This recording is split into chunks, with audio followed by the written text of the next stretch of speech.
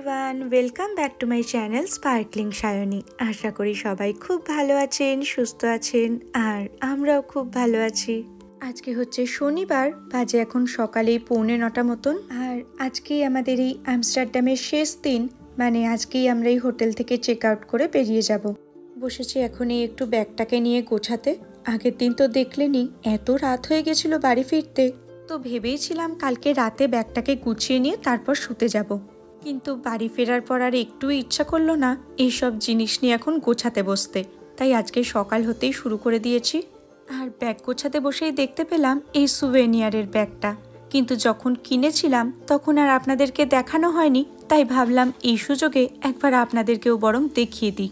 তো এই যে ছোট্ট কিউট শোপিসটা দেখছেন, এটা আমরা ভলেন্দাম থেকে কিনেছিলাম।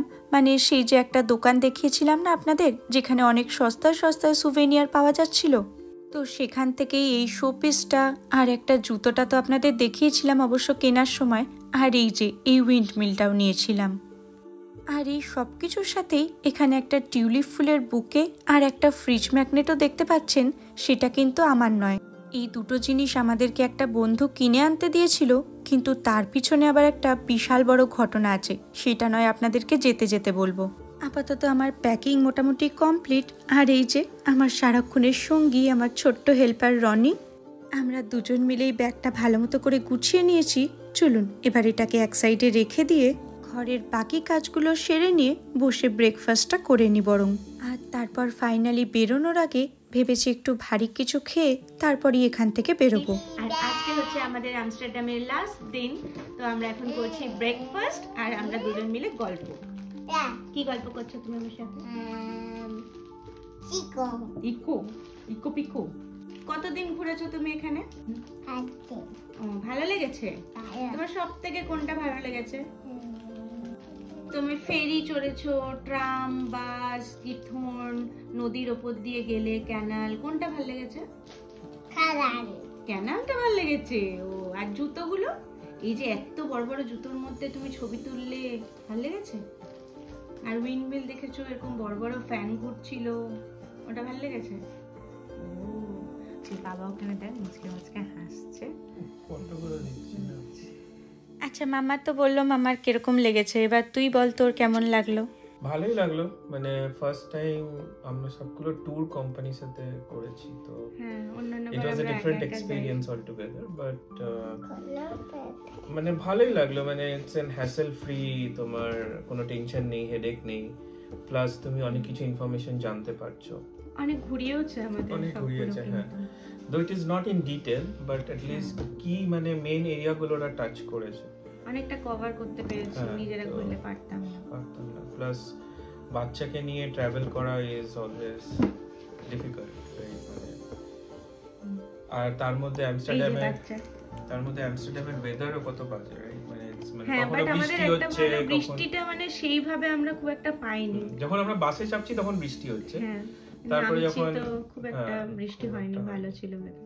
যাই হোক, altogether trip was really good, I would say. বাড়িতে হবে না, রাখো থাকবে।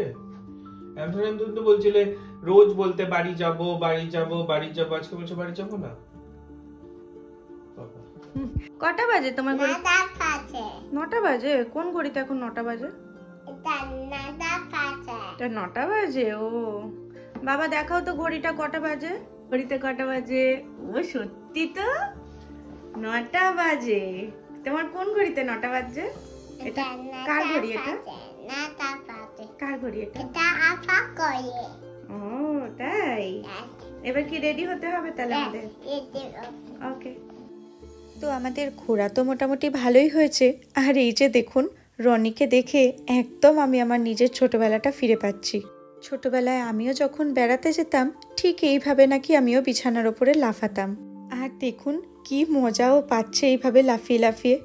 তবে ওদিকেও লাফাতে থাকুক, আর এদিকে আমাদেরও অনেকগুলো কাজ বাকি আছে। যদিও এটা এয়ারবিএনবি নয়, হোটেলই বুক করেছিলাম, তবুও এখানে যে বাসনপত্রগুলো আমরা ব্যবহার করেছি সেগুলো আবার আমাদেরকেই এভাবে মেজে পরিষ্কার করে রেখে যেতে হবে।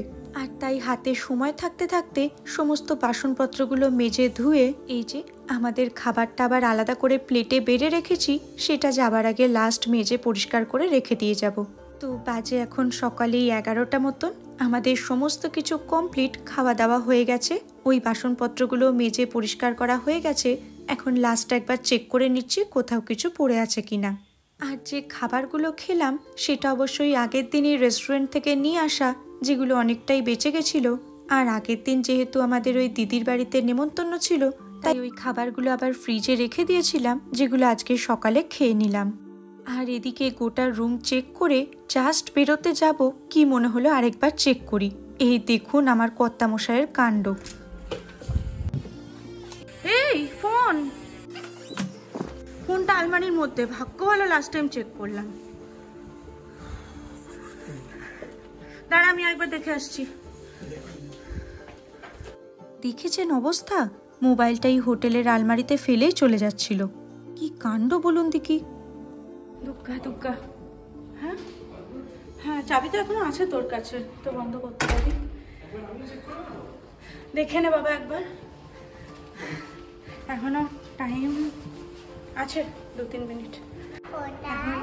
বাজে হচ্ছে 11:05। Finally all set. এই ছিল আমাদের রুম নাম্বার 1 2 3। ফাইনালি সব নেওয়া হয়েছে, তো রেডি 1 2 3 গো। সব লাগেজপত্র নিয়ে চলে এসেছি নিচে। এই যে এটা ছিল আমাদের এই হোটেলের ওয়েটিং রুম, আর ওদিকে অভিক চেক আউট করছে। তো হোটেল থেকে বললো আজকে বাস চলছে না, অনলি ট্রেন আছে। তো এখন আমরা যাচ্ছি ট্রেন স্টেশনে, সেখান থেকে যাবো আমস্টারডাম সেন্ট্রাল। তো এখান থেকে আমস্টারডাম সেন্ট্রালের টিকিট থাকে নর্মালি 4 ইউরো সামথিং করে, কিন্তু আজকে আবার দেখছি একটু ডিসকাউন্টেই দিচ্ছে, মানে বাসের টিকিটের প্রাইসেই ট্রেন টিকিট পাওয়া যাচ্ছে। তো 2.60 করে নিল পার পারসন। এখন আমরা যাচ্ছি ট্রেন স্টেশনে। এই যে সেই রাস্তাটা রেনবো স্ট্রিট, এখান দিয়েই প্রতিদিন আমরা হাঁটাচলা করতাম। গত 5 দিন ধরে এই রাস্তাতেই বহুবার আমরা এসেছি আর গেছি। আর আজকে এই শেষবারের মতন এই ট্রেনগুলোতে চড়বো। আবার যদি কখনো নেদারল্যান্ডে আসি, আবার দেখা হবে হয়তো এই ট্রেনগুলোর সঙ্গে। আজকে হচ্ছে 27 এপ্রিল, এখানে কিংস ডে। তো কিংস ডে এখানে কিভাবে সেলিব্রেট হয় চলুন আপনাদের একটু দেখাই। আমাদের হাতে এখনো 1 ঘন্টা মতন সময় আছে। 12:40-এ আমাদের ফেরার ট্রেন, আর এখন বাজে হচ্ছে 11:30 মতন। তো চলুন এখানকার কিংস ডে সেলিব্রেশন একটু আপনাদের সঙ্গে শেয়ার করি।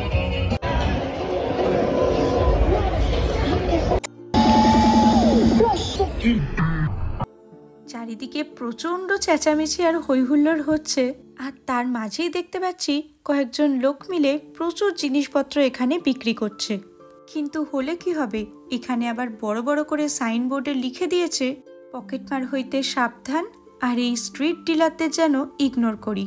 তবে তার মধ্যেও কেনাকাটা তো অবশ্যই চলছে, কিন্তু ওই পকেটমার হইতে সাবধান কথাটা যেন 2 পা চলতে গিয়ে 5 বার করে ভাবাচ্ছে। ওই দেখুন ওখানে আবার একজন রিক্সা নিয়েও দাঁড়িয়ে আছে। তবে এই পকেটমারের কথায় পরে আসছি, আগে আপনাদেরকে বলি এই কিংস ডে ব্যাপারটা কি। দেখতেই পাচ্ছেন এখানে সবাই মোটামুটি কিছু না কিছু অরেঞ্জ কালারের জিনিসপত্র পরে রাস্তায় বেরিয়ে পড়েছে। আর এখানে যে দোকানপাটগুলো বসেছে, মানে যে স্টলগুলো, সেখানেও সবকিছুই অরেঞ্জ কালারের জিনিসপত্র বিক্রি হচ্ছে।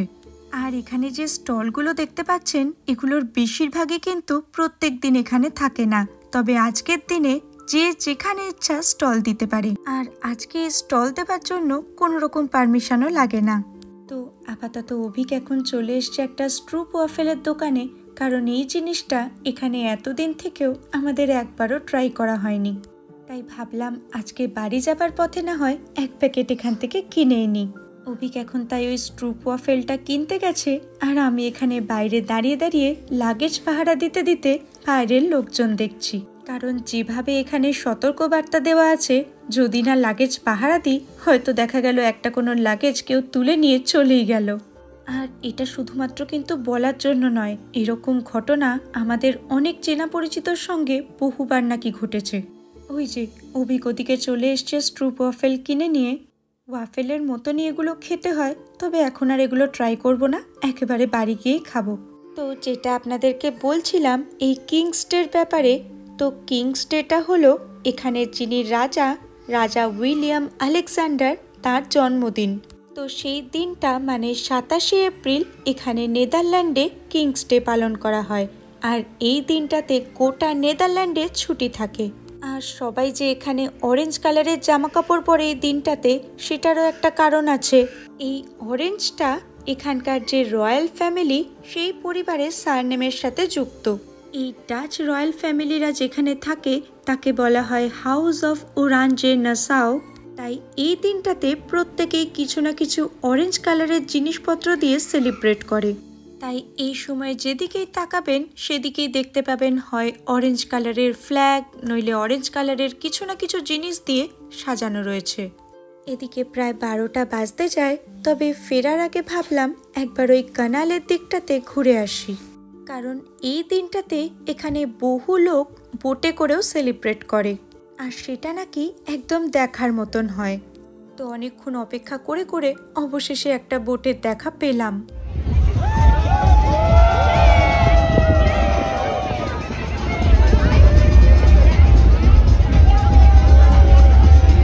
আর একটু দাঁড়ালে হয়তো আরও অনেকগুলো বোট দেখতে পেতাম, তবে আমাদেরকে আবার ফিরতেও হবে, আর ওদিকে ট্রেনের টাইমও হয়ে আসছে। আর ফেরার পথে আবার দেখতে পেলাম একদল লোক, তারা ফটো তুলতে গিয়ে কাউকে খুঁজে না পেয়ে শেষ অবধি নাকি পুলিশকেই বলেছিল ফটো তুলে দিতে। আর আমরাও এখানে প্রচুর ফটো টটো তুলে নিয়ে চলুন এবার যাওয়া যাক স্টেশনের দিকে। আর এদিকে দেখুন, এখানে অনেক ক্যামেরা ট্যামেরা নিয়ে প্রচুর টিভি চ্যানেলের লোকজন এসে জড়ো হয়েছে, হয়তো কোনো নিউজ চ্যানেলও হতে পারে। তবে এটা যদি কোনো কলকাতার নিউজ চ্যানেল হতো, হয়তো এক্ষুনি ফোন করে বাড়িতে জানাতাম টিভি খুলতে। আর এদিকে স্টেশনে ঢুকে আবার দেখলাম লম্বা মোয়ের ওপর একজন বসে কিছু অ্যানাউন্স করছেন, তবে কি অ্যানাউন্স করছে সেটা অবশ্য বুঝতে পারিনি। আর এদিকে আবার আমাদের কিছু বোতলও রিটার্ন করার ছিল, কিন্তু সেটা রিটার্ন করতে এসে দেখি মেশিন অলরেডি ফুল। মানে আজকে সেলিব্রেশনের দিন, আর এত লোকজন বোতল দিয়েছে যে মেশিন অলরেডি ফুল হয়ে গেছে। তবে আর কিছু করার ছিল না, কারণ এই বোতলগুলো শুধুমাত্র এই নেদারল্যান্ডেই আমরা রিটার্ন করতে পারবো। তাই এগুলোকে এই নেদারল্যান্ডেই রেখে দিয়ে চলুন এবার ট্রেন ধরি। আর স্টেশনে এত ভিড় যে কোন দিকে যেতে হবে কিছুই বুঝতে পারছিলাম না। তো ওই যে যারা মইয়ের মাথায় উঠে অ্যানাউন্স করছিল, সেখানে গিয়ে অভিক জিজ্ঞেস করলো একজনকে, কিন্তু তিনি আবার আমাদেরকে এত ভয় দেখিয়ে দিলেন যে আমরা দৌড় লাগিয়েছিলাম। উনি বলছিলেন আজকে যেহেতু প্রচুর লোকজন, তাই নাকি এই টিকিট স্ক্যান করারও প্রচুর লাইন পড়েছে।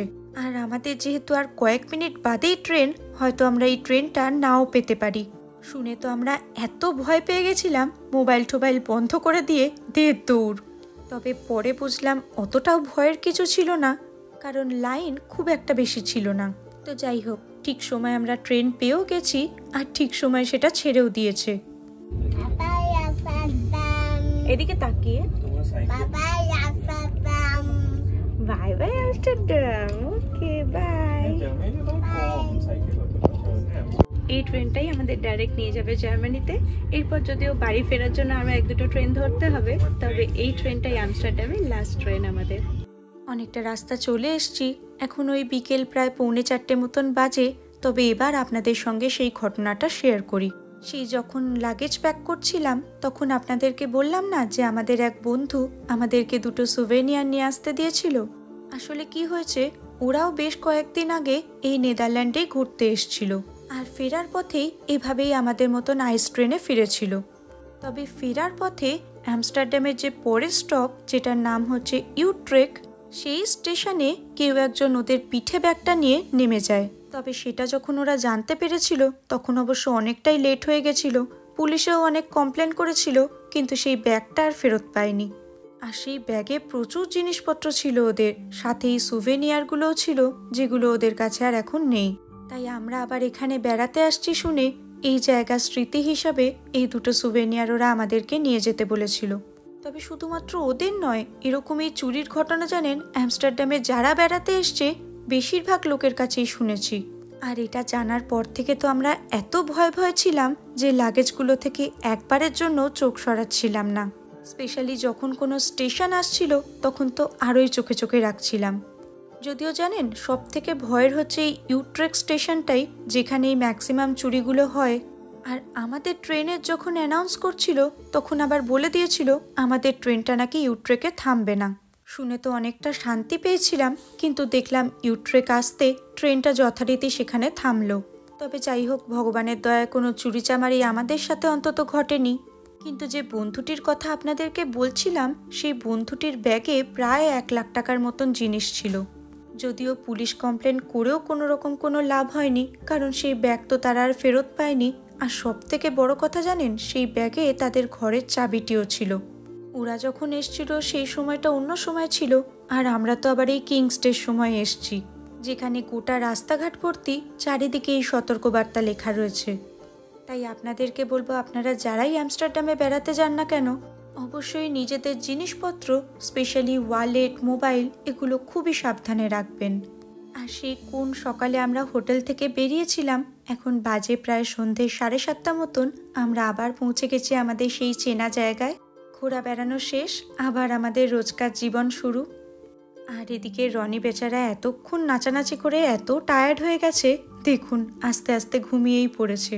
আর আমরা যেখানেই বেড়াতে যাই না কেন, সবসময় চেষ্টা করি ঘরটা ভালো করে গুছিয়ে রেখে যেতে, তাহলে ফেরার পর সব কিছু গোছানো আছে দেখলে বেশ ভালো লাগে। বাজে এখন সন্ধ্যে 7:30, এই জাস্ট বাড়ি ঢুকলাম।